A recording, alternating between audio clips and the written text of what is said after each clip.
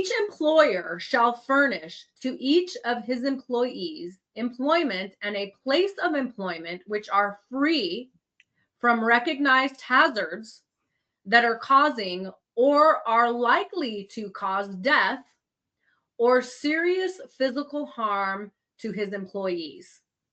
It goes on further to say, shall comply with occupational safety and health standards promulgated under the Act, and each employee shall comply with occupational safety and health standards and all rules and regulations and orders issued pursuant to this Act, which are applicable to his own actions and conduct. Mm-hmm. So digest that for us. I'm going to take I'm not an attorney, but I think I talk like one. Son. It's a little bit of both. So Okay. on the one hand, the Occupational Safety and Health Act, our country was a country for 194 years, and we woke up and says, well, maybe we should have a federal law that says workers should not get treated injured and killed at work. At the time that the act was passed, 14,000 people a year were getting killed at work. And, Congress decided, well, that seems like that's a lot. So this federal law was passed.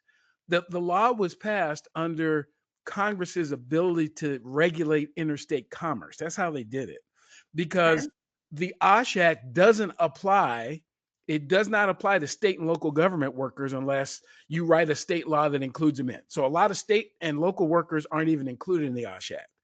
But what the act says, it has individual standards that talk about particular things like respiratory protection and some other stuff and PPE. But it also says, well, if there isn't a specific standard, then this general duty clause kind of kicks in, which is what you just read.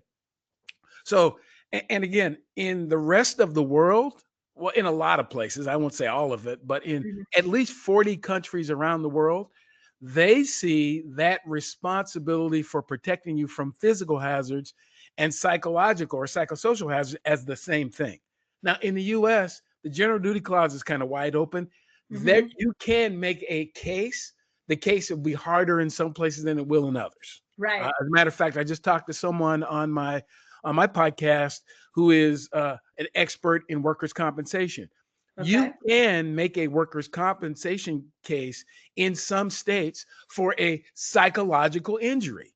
And bullying can result in a psychological injury. It can result in moral injury. It can result in, occupational stress injury. So there is a nexus that can be made. That's the good part.